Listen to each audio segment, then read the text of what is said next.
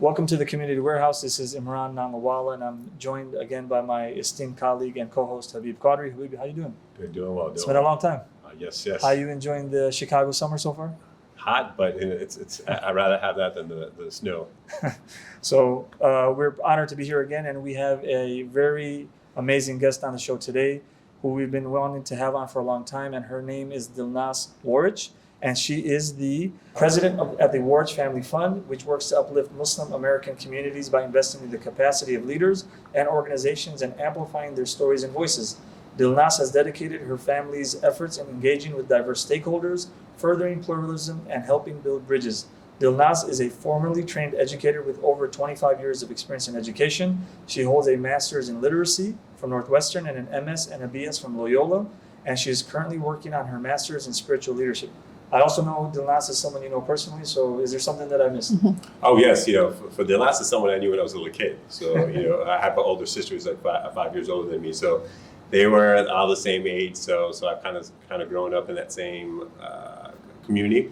But what's also nice is that this is an individual, and why we're excited, especially for all of the audiences here, is it's a mover and shaker. So it's not just like, you could see all the stuff that she has done, but when we hopefully have this conversation, you'll see that she's been on the ground level, doing on the service, a lot, and then at the same time supporting it. And you'll see the different initiatives, hopefully, in this conversation that will help us get a better understanding of what we have, as organizations, have to do to get the support that we need, but at the same time, understanding the thought process of philanthropists, of what they are looking for. So I'm really excited that her to take her time and do this, and may Allah bless her and her family, who have been consistent for many years, supporting us and all the organizations throughout. I mean, Sister Dilnaz, firstly, thank you for joining us. Thank you. Are you from Albany Park? I'm not from Albany Park, but I actually was born in Hyderabad, India, which is central India. And then I came here when I was 2 years old to Chicago. And I've been living in Chicago for 50 years. Amazing. And that's actually a great segue, because sometimes when we meet someone, we look at all the accomplishments, we see the degrees and the entrepreneurship and all the community work they're doing. But can you talk to us a little bit about how we arrived at the Dilnaz that we have today? What was the focal point that gave us this finished product that we have today? Oh, I love that question, because I think when I come to you with this conversation, I come to you with all the weaknesses, with all the scars, with all the strengths, but I come to you as a whole person when I talk about all of those aspects. So thank you for asking me that question. So yes, my sister and I came to Chicago with my mom and dad when I was 2 years old. We migrated here. My parents were definitely doing hourly wages. They were the working poor. We definitely understand the difficulties immigrants go through, and the difficulties children go through when they have parents that don't really understand the school system. So my sister and I went through the CPS school system all the way until high school, and then I graduated from Loyola University, and then I went on to get my master's, but I'm pretty much a Chicagoan. Go Bulls, go Bears. We're pretty much really embedded and invested in Chicago. We consider Chicago our backyard, and how do we make sure the voices of American Muslims in Chicago are really being uplifted? I know that because you've been grounded in this community, you've seen a lot of organizations. You've met with a lot of organizations, not just in Chicagoland, even throughout. When you look at philanthropy in America, what do you see? I'm first going to go back to the word philanthropy. The roots of philanthropy come from for the love of humankind, the love of humanity. So as Muslims, Allah subhanahu wa ta'ala has guided us to make sure that we give almsgiving as a pillar of our religion. So zakat is definitely one of our pillars of our religion. Sadaqah is an add-on bonus, a smile, a nice kind word. Opening the door is definitely a sadaqah, which is part of our religion. So I think about this word philanthropy. So growing up, being an underserved individual, person of color, I would have never thought I'd call myself a philanthropist. So I thought a philanthropist was a white, rich man who was famous, that was a billionaire, and then just gave out money for fun. And I was like, yeah, I'm not a philanthropist. And then I just grew to learn what the word meant. And all of us really love humankind. We want the best for humankind. And I think about, 5 years ago, my sister, who's just 1 year older than me and much wiser, as Habib knows, she's like, why don't you just call yourself a philanthropist? And I was like, no, why would I call myself a philanthropist? I literally thought it was a negative word. And she's like, you do everything a philanthropist does. Why don't you just own it? And I was like, So I had to do my homework to understand. And I also had to change the single narrative of what a philanthropist is. So as a Muslim woman, I am really proud to say I am a philanthropist. I am very indebted into understanding the a Muslim American community and how do we support the Muslim American community and how do we really support America to be a better America. And as we support Muslim American communities, we make America better. And we do that by saying, you know what, we have this food pantry, or we have this mosque, or we have this senior center. And these organizations are creating a better America by supporting the individuals that go into these organizations and get the mental health and the support and the financial support and the parenting support that they need. And because they're getting that support, we're actually creating a better America together. It's amazing because as you were speaking, the first thing that I thought about was that we're sitting right now at a hospital that is officially Chicago's oldest hospital, that essentially went under, right? It went out of operations, and it was purchased or procured by Muslims, by a Muslim not-for-profit.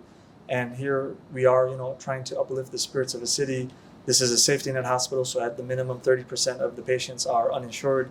Nobody's turned away at the door. So I think this narrative of Muslims getting involved in the American subcontext and us really uplifting and changing not even changing, honestly, like extending the legacy that was created when people first started coming to this country from other continents.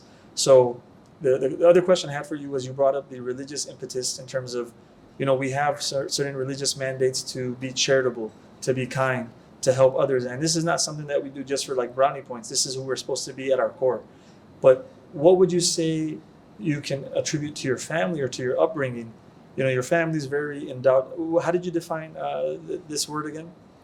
For a love of people? Oh, for the love of humanity. So why is it that the Waraich family loves humanity? Because you guys are doing a lot out there. You personally are doing a lot. So there's the religious reasons, but what reasons from maybe your childhood? What aha moments while you're at college? Yeah. So I think about if we don't know our story, we can't really tell our story to others, right? So my father-in-law, who was just an amazing individual, really was a great businessman. He created a company that did quite well. And then when he passed away 7 years ago, it was really a tragedy, not just for our family, really for the entire community. It was such a quick death. So when he passed away, my husband and I really had to explore, how do we want to, do the business work? How do we want to do the philanthropic work? So I took over the philanthropic part of our family giving, and I was going through all of our giving every year that my father-in-law did completely on his own as he was running this amazing business. And I realized so many gaps. I realized, it's hard to manage business and philanthropy. You can do one really well, which he did business phenomenally well. And then I noticed with philanthropy, if you were Pakistani and if you were a male, you got a lovely allocation from my father-in-law because he knew Pakistan and he knew, the gender quite well. So those were the, individuals that got funding from my father-in-law. When I took it over, I wanted our philanthropy to look like America. And as American Muslims, 30% are Black Muslims, 29% are Caucasian, 27% are South Asian. So I looked at our entire portfolio and I wanted our portfolio to look like American Muslims. So it's been 7 years that I've been on this journey, but I can honestly say when we look at our giving, 30% is going to mosques and organizations that are run by Black Muslims. And we go out there and we do the search and we make sure it's not a dog and pony show. So it's not as if I go in there and I say, oh, show me your books, let me know everything. 99% of the time, my husband, my boys and I, we go in there and we volunteer. We go in there and we are at the food pantry. We'll be at an iftar and we just start talking to people. We ask people, why do you come here? What is the reason you're here? We'll go into, make wudu and we'll look at the facility. We'll go and look at the, what type of zakat allocations they're receiving, what type of senior opportunities they have. So we're doing our homework in the ground, in the area that's most needed. When I get to nice mailers, when we get, get invited to special conversations, we're really not learning the truth about the organization. So we kind of do that work for about a year. After we've learned about the organization, then what we do is we find a certain project in that organization and we say, what does it look like to really fund making sure the wudu facility is really up to par, or they have water that is really clean drinking water, or they have services where the youth are getting mental health facilities. We can bring in, hire a counselor, a social worker that is well trained in understanding of the community. So we find a project to do, and then we are very trust-based philanthropic. We will do a 3-year commitment minimum. Maybe it'll be a lifelong commitment as long as Allah subhanahu wa ta'ala has given us the funds. We'll commit to that organization. And then what we do is we also believe in asset-based communities. We go back regularly and just talk to the community and understand what the community wants. Not what we think is best for the community, but what the community wants. So there's a lot of give and take. There's a lot of understanding the organization, and then the organization should come to us. We've tried to build a relationship where it's not just once a year they get a check, but it's literally every couple of months, whenever there is a need for a new board member or a new staff member, or there is a new fundraising initiative, they contact us and say, Dilnaz, we're interested in this, we're interested in that. Can you help us find us a new board member? Can you help us find us this? It is a symbiotic relationship. It is not hopefully it's not too much of a power dynamic, but it's more of a symbiotic relationship. So I'm kind of hearing do you think there is a correlation between philanthropic work and community building? Maybe some synergy? Yeah, so definitely I think about how there's the ayah in the Quran that talks about you give with the right hand so the left hand doesn't know, you give with the left hand so the right hand doesn't know. There is definitely that ayah, but I also think there's the intention of why we give as well. So some of our giving is done where there's a lot of secrecy and no one has a clue of where we're giving and why we're giving and how we're giving. But then there's the other part of our giving where we really want to say, guess what, here's a Muslim family giving to an institution that works with re-entry individuals, because we want to make sure that those individuals at least get a first chance. It's not like they're not working on their second chance. They haven't even had a first chance. So we're building those individuals, we're building those communities, and making sure that philanthropy is not just writing an allocation, but really walking the journey with them. So you talked a lot about your particular method in terms of working with communities. There's a trust component. Mm-hmm. So what are some ways that you are able to validate ideas as they come to you? So now as people make pitches and communities want to get the support of your trust, what are some things that you look out for? What advice would you give to some communities that might be listening now? Like how do you validate ideas that are presented to you? Yeah. So we have 4 family values. So our family values are transparency, compassion, collaboration, and urgency. So sometimes people will go, gosh, Dilnaz, you talk so quickly. You're like always on the go. And I was like, I think every Muslim American has a sense of urgency. I don't want to change the world, inshallah, in 10 years. I want to change it tomorrow. I think about the head and the heart, and they're only about 1 foot away, right? But I want to use my head and I want to use my heart, and I want to make sure there's a change tomorrow. The longer we wait, the more individuals will suffer. And I want to make sure the suffering, which is part of this world, this is what Allah subhanahu wa ta'ala has given us, but I want to minimize it as much as possible. And if there's something we can do, I want to make sure we do it with a sense of urgency. So I think urgency is definitely one of those issues. The next thing is transparency. It is very open and honest conversation between the funder and the fundee, making sure that the funder says clearly, I would like, regular reporting. I would like to have regular conversations. I would like whatever the funder wants, he or she is making sure that conversation is had up front. It's really important for the fundee to say, yeah, I'm so sorry, we can't do that. That's not within our wheelhouse. The more you have those honest conversations up front, the easier the relationship will go. The next thing I would say is collaboration. There is no need for Muslim communities, Muslim nonprofits to be doing their work in their silos. Something that I've learned about nonprofits is, number one, they're really working with a lack of time. Everything has to be done tomorrow. Grants need to be written tomorrow. Everything needs to be like looking perfect tomorrow. So they're working with a lack of time. Nonprofits are also working with the lack of funding. They just don't have the funding. They're constantly looking, where's the next funding going to come? The next thing about nonprofits is a lack of innovation. It's always, this is what we did 10 years ago. This is what we did 30 years ago. So they can't be innovative because innovation requires money and it requires time. They don't have money, they don't have time, so it's hard for them to be innovative. And the last thing, especially with Muslim-led nonprofits, is we're understanding they're dealing with Islamophobia as well as internalized Islamophobia. Yep. As Muslims, sometimes we beat ourselves up. We don't think we're good enough. So how do we make sure we build our self-confidence in our organizations, but we also make sure that the larger world knows the great work we're doing? You touched on collaboration, and it's a very important point because what we find often is that, I think, and it's somehow connected to even that internalized Islamophobia, where we're all competing, we think we're all competing for the same funding, or we're going to the same donors. And then you find that seldom do we want to collaborate or open up with one another or be transparent with one another. So what are some practical steps from your experience organizations and individuals can take to really start trusting one another and learning how to work with one another? Yeah, so that goes back to the scarcity mindset versus the abundance mindset. So our family did a 3-year action-based initiative based in Indiana University Lilly School of Philanthropy. So we did it in 2020. The first year was, the initiative is called Community Collaboration Initiative.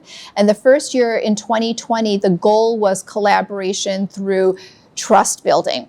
We brought together 25 Muslim-led nonprofits in the legal sector, the mosque sector, in the community organizing sector, in the public policy sector. We brought 25 organizations together and we said, okay, let's have monthly conversations. Whatever you want to talk about, we have a facilitator that's trained in facilitation to do this work with you. So we went from 25 organizations to 22 organizations in the first year because some organizations really just didn't have the time and the capacity, but they also didn't want to be vulnerable. Trust building is probably one of the hardest things to do, but rebuilding trust is even harder.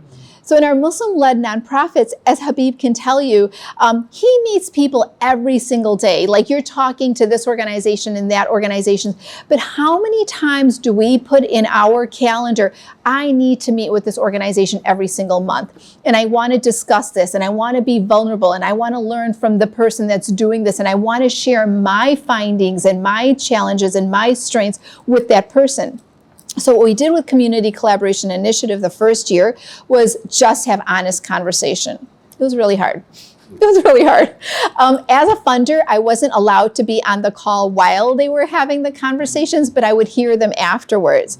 So I would hear all these 25 conversations afterwards every single month, and I'd be like, wow, this is really hard. It's a 3-year research-based initiative.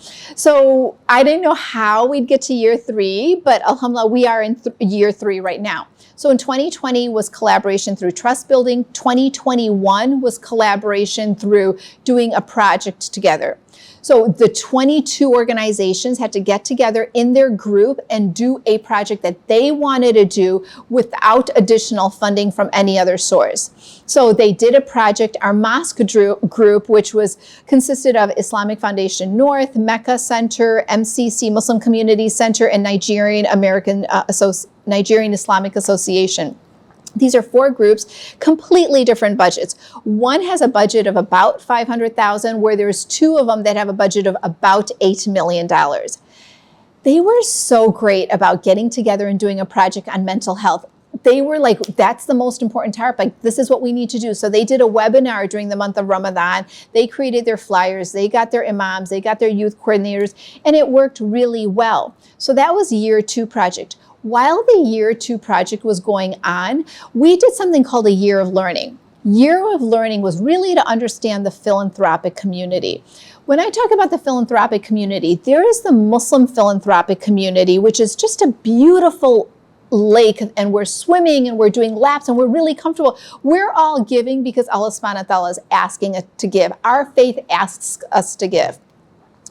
There is this ocean. The ocean is filled with trillions of dollars. It is community foundations, and it is foundations like Ford Foundation, Bush Foundation, that has lots of money. But our Muslim donors and our Muslim nonprofits have a hard time going into that large foundation world. Again, I think it goes back to Islamophobia. It's our internalized Islamophobia saying, oh, I would never ask for $1 million. I don't deserve $1 million. I don't know if my organization could really reach to that level. And then there's the outside world telling us, yeah, why would, your organization that's only been around for 5 years, be worthy of that grant? Why would your organization even apply to that grant? And through the Year of Learning, what I also learned as a funder, I had about 130 conversations last year. In the 130 conversations, I heard words like, oh, I'm so sorry, we're religion blind, or we're religion discriminatory, or we just don't fund religious activities. And before I went into the organizations, I would be like, look at your 990. I actually saw in 2020, you funded 25 Christian organizations. Wow, you have a Jewish board member. So if you're religion blind, how could you have a Jewish board member? Because it clearly said Rabbi so-and-so. So I said, just the way you're funding Christian and Jewish organizations and faith-based organizations because you know they're uplifting the community, what does it look like to also fund Muslim-led organizations? Because a refugee that comes from a predominant Muslim community or country is not going to go to a organization that they don't feel most comfortable with. They're going to go to a mosque. They're going to go in a community where maybe someone might wear a hijab or someone might understand their cultural sensitivities. So when I kept pushing back, they're like, wow, that's really interesting. No one's really kind of pushed us on that. Let us think about it. Then I would have a second conversation. I realized when I had the second conversation, I hit a home run. Then I could tell these, CEOs and presidents that had like billions of dollars behind them, hey, you need to see Muslim communities as an asset-based, not as just sucking money from your foundation, but let's listen to the community. So the third year of our research-based initiative is called Collaboration Through Sustainability. So alhamdulillah, right now we're in our third year. Our 22 organizations are doing something called a Muslim Collaboration Prizes. We have gotten $1 million for the Muslim Collaboration Prizes. $500,000 came from Chicago Community Trust. So for 2 years, Chicago Community Trust watched our family and watched Community Collaboration Initiative, and they're like, wow, you really understand the Muslim community. You really see this value. How do we learn more? So we got a $500,000 check from them. But it is so important as Muslims, we not just look to our larger community to support us, but how does a Muslim community support itself? Alhamdulillah, through funding, we got $500,000 through Muslim funding. So $500,000 through Chicago Community Trust, $500,000 through Muslim funding, and inshallah the prize, Muslim Collaboration Prize, will be announced on October 1st. So we'll see who wins the Muslim Collaboration Prize, inshallah. Shout out to whoever's running your social media because I do see the updates on LinkedIn. Oh, good. So that's been working really well. And just amazing stuff to hear from you. Hey, for a lot of the individuals out there, you've accomplished quite a bit, and and someone's like, well, she has a University of Indiana Philanthropy. Now you're doing your seminary at Bayan, and I think Chicago Theological Union. So you have all these things happening, and I know that to do all this, how important is it to take care of yourself? Now I know you've Mount Kilimanjaro, I think you did that hike. I know you run. So I think so. I just wanted to see, just for a lot of the individuals out there who are working in organizations and whatever careers they have, and they want to give to the community. But just kind of getting to know you, how important is kind of taking care of yourself? Yeah, so that's my favorite question. I'm so glad you asked me that. No, honestly, I think I was raised as, I think all parents do the best they can. Every single parent tries the best they can, and they, raise their children. I have 2 sons. I know I try the best I can, but I know I also have shortcomings. So I think it wasn't until I was about 45 years old. So when I was about 45 years old and my, family trajectory really changed, some people could have called it a midlife crisis, but I don't use that word at all. I call it a midlife awakening. So when I was 45, I had a midlife awakening, and I realized I need to take care of Dilnaz. I need to take care of me. And if I don't do that, I cannot take care of anyone else. So what I did was I just really needed to get away. I needed my time on my own. And I took a trip to Kilimanjaro, Tanzania. I climbed Mount Kilimanjaro. I did a 7-day hike. And it was myself and the porter and, this other cohort that I went with. But every day I was on that 7-day hike, I cried with Allah subhanahu wa ta'ala. I smiled with Allah subhanahu wa ta'ala. But every step I took, I knew Allah was pushing me up that mountain. There was never a moment where I thought, oh my God, this is too hard for me. I just can't do this. There was this sense of energy I got because I was completely committing myself to a higher being. And I came back with this renewed sense of energy. And I realized, number one, in every decision I make is am I pleasing God? Am I pleasing the higher being that has placed me on this earth? Number two, I think about, is this what Dilnaz wants? I think about myself. Am I doing this really because I want to do it? Am I pleasing someone else? Is it making me happy? And the third thing is really my family. Alhamdulillah, I'm really blessed with a lovely family, husband, children, parents. But it's also a struggle, right? And anyone that tells you life is easy, just smile through it, I don't know how honest they are, but I think being honest and vulnerable, saying, yeah, I went through a really hard time when I was 45, and alhamdulillah, I'm 52 now, and I think every single birthday that I have, I get up and I go, God has placed me in this situation, but God's also told me 4 things. Number one, I need to get close to that problem. If I am not close to that problem and I'm just saying, oh, here's a check, or let me just, do this interview, then I'm not being proximate. Number 2, I really need to get comfortable being uncomfortable. I think most of us are so comfortable in being in our offices, doing our little daily work, that we don't challenge ourselves to see what's out there that's going to make us uncomfortable. If we don't make ourselves uncomfortable, we're not going to be growing. The third thing I really, every single day after Fajr is I live with hope. If I don't live with hope and I just think, oh, wow, this is really dismal. The mass shootings out there are really getting me down. The amount of, refugees out there. I can't. I'm a human being and God has given me so much power and I need to live in hope. And I have to do what a little bit I can, but the rest of it I'm going to leave to Allah subhanahu wa ta'ala to take care of it. And the last thing I want to do, which is really important for me, is changing the single narrative. There's so much single narratives about Muslim women, about Muslims, about Muslim communities. I want to make sure that I tell my story and other Muslims are telling their story. I guess the last question for me, and you kind of touched upon it, is, there's a lot going on in life right now across the board. There's talks about a looming recession.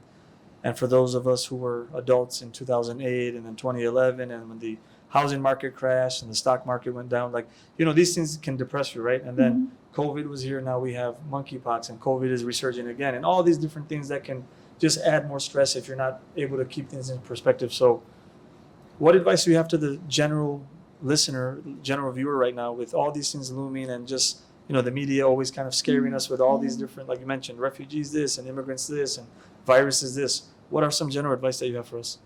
Yeah, I think it's realizing that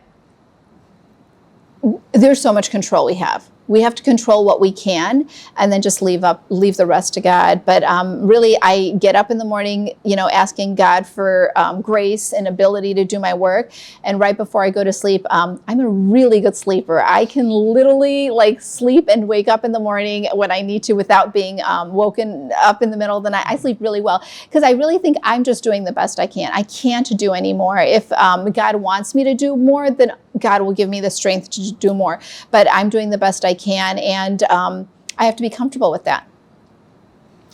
No, really want to thank you for your time and what you have shared with us. May Allah, may God, protect you, your family, your extended family, and all the work and everyone that you've touched through your personal time, through the conversations, through philanthropic work.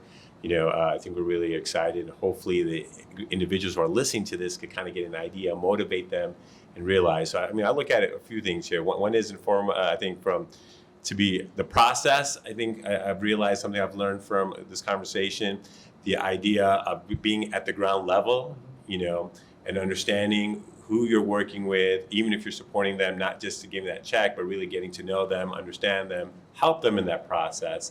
Third, the idea of having a checks and balance throughout in that process of a year, 2 years, 3 years, and kind of getting to more and at the different levels.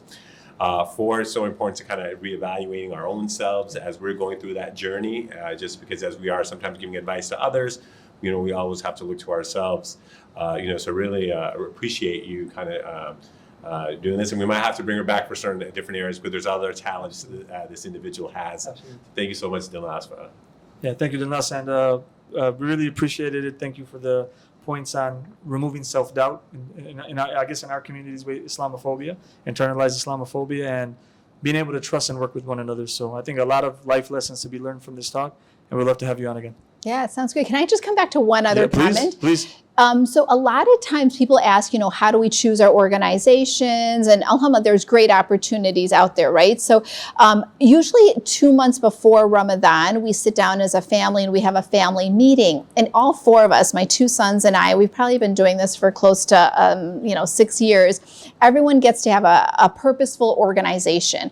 You need to sell the organization to the rest of the family members. So what we do is each one of us chooses an organization every single year and brings it back to the family and says, hey, I looked up this website, or I talked to this person. So I think it's so important for us to choose new organizations every single year and be really purposeful. I don't really like the word passionate because I think passion ebbs and flows. When you're purposeful, you know what you're doing and why you're doing it, and it'll stick with you longer. So we choose organizations and we make sure the rest of our family is bought into those organizations. But I also think let's not wait until Ramadan to find these organizations. Let's make sure we do our homework in advance and then also go back to the organization, because all of these Muslim-led organizations during the month of Ramadan are so overwhelmed with fundraising and everything that they're doing. Let's contact them a month in advance and say, oh, let's have a conversation. Let's discuss this. And making sure that children at a younger age are finding what they're purposeful about. It's not just parents telling us, isn't this a great organization? Let's choose this. Having the kids find their organization is really important as well. Purpose over passion. Love it. Maybe that's what we can name the episode. Purpose over passion. Thank you again, Dilnaz. All right, thanks. Assalamu alaikum.